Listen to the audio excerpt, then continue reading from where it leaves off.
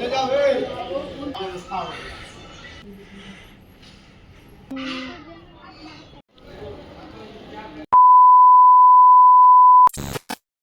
Everyone, তো তোমরা সবাই কেমন আছো? আশা করছি সবাই খুব খুব ভালো আছো, আর আমিও বেশ ভালো আছি।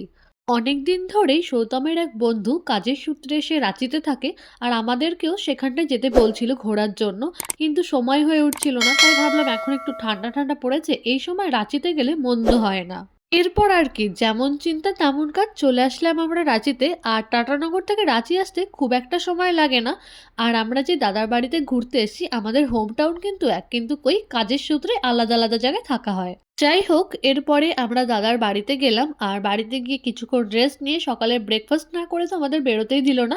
তো ব্রেকফাস্ট করে এরপর দাদার বাইক নিয়ে আমরা বেরিয়ে পড়লাম রাঁচি শহরটা একটু এক্সপ্লোর করতে।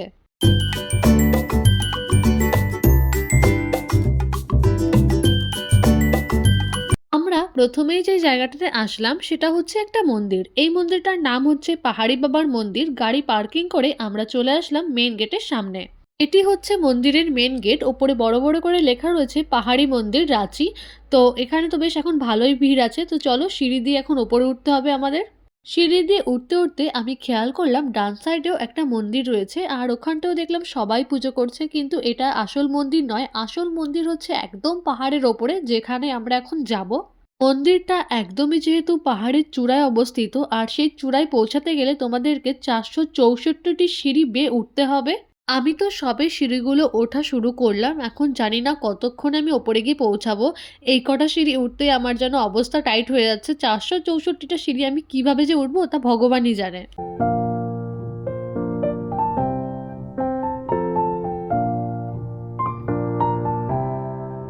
প্রায় আধা ঘন্টা হয়ে গেছে আমরা ওপরে ওঠা শুরু করেছি, আর আস্তে আস্তে এখানটায় দেখলাম টয়লেট রয়েছে, মানে টয়লেটটা এই দিকটাতে। তোমরা এদিকে গেলেই দেখতে পাবে টয়লেটটা। তো চলো ওপরে ওঠা যাক। সত্যি কথা বলতে আমরা যতগুলো সিঁড়ি না উঠছি, তার থেকে বেশি আমরা দাঁড়িয়ে রেস্ট নিচ্ছি। কি অবস্থা? অবস্থা টাইট। হালত খারাপ। হাফও আসেনি, সবে সবে একটুখানি এসছে, এখনো অনেক রাস্তা। আমি না প্রথমে ভেবেছিলাম এই সিঁড়িগুলো হয়তো দু একটা এরকম কালার করা, ওপরে উঠে আর সেরকম কালার করা হয়তো সিঁড়ি থাকবে না, কিন্তু না। আমরা যতটা ওপরে উঠছি প্রতিটা সিঁড়িতেই এরকম কালার করা, আর দেখতে এত সুন্দর লাগছে। উপরে ওঠার সময় তোমরা ডান সাইডে খেয়াল করলে দেখতে পারবে এখানে একটা ফটো বুথ ছিল। তো তোমরা যদি চাও তাহলে এখানটায় দাঁড়িয়ে ফটো বুথ থেকে কটা ছবিও তুলে নিতে পারো।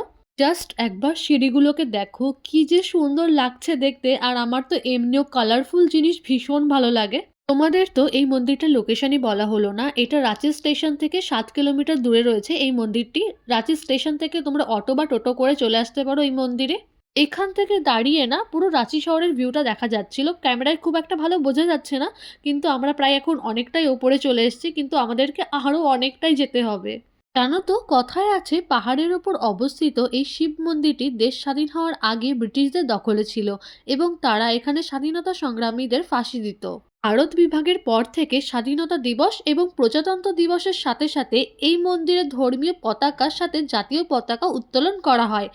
এটি দেশের প্রথম মন্দির যেখানে তেরাঙ্গা উত্তোলন করা হয়। এদিকে আমার মুখ দেখে তো বুঝতেই পারছো যে আমার আর এক পাও চলার অবস্থা নেই। আমার ভীষণ পায়ে ব্যথা করছিল, কিন্তু ফাইনালি অনেক কষ্টে আমরা মন্দিরে এসে পৌঁছে গেছি। এই পাহাড়ি বাবার মন্দিরের পুরনো নাম ছিল তিরিবুরু, যা পরবর্তী ব্রিটিশ আমলে হ্যাঙ্গিং গ্ল্যারি নামে পরিবর্তিত হয়, কারণ ব্রিটিশ রাজত্বকালে তো তোমাদের তো আগেই বললাম স্বাধীনতা সংগ্রামীদের ফাঁসি দেওয়া হতো। ওপরে তোমরা যে মন্দিরটা দেখতে পারছো ওটাই হচ্ছে আসল মন্দির। তো চলো দেরি না করে তাড়াতাড়ি করে এবার মহাদেবের দর্শন করে নিই। জানো তো, স্বাধীনতার পর রাঁচিতে প্রথম তেরেঙ্গা পতাকা উত্তোলন করা হয়েছিল, যা রাঁচির একজন মুক্তিযোদ্ধা কেশি দাস উত্তোলন করেছিলেন।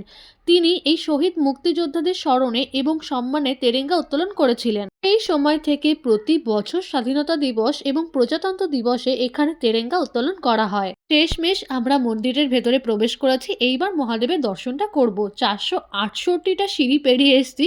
কষ্ট তো একটু হয়েছে ঠিকই, কিন্তু তবুও ঠাকুরের দর্শন করতে পেরেছি, এটাই অনেক।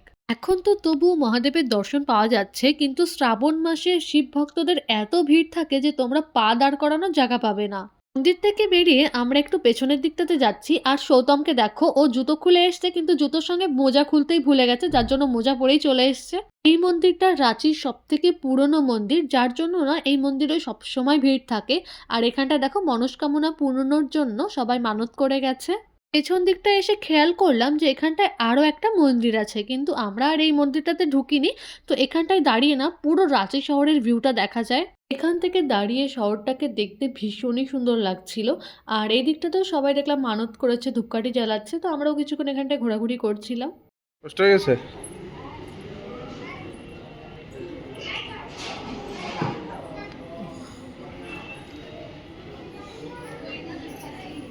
এই পাহাড়ি মন্দিরে একটি পাথর রয়েছে যার উপরে 1947 সালে 14 এবং 15 আগস্ট মধ্যরাতে দেশের স্বাধীনতার বার্তা লেখা রয়েছে। সবাই দেখলাম এখানটা থেকে প্রসাদ নিচ্ছে, তাই আমিও এখান থেকে একটু প্রসাদ নিয়ে নিলাম। এরই সামনে রয়েছে আরও একটা মন্দির কিন্তু মন্দিরটা আপাতত বন্ধ রয়েছে, তো যার জন্য বাইরে থেকেই প্রণাম করে নিলাম।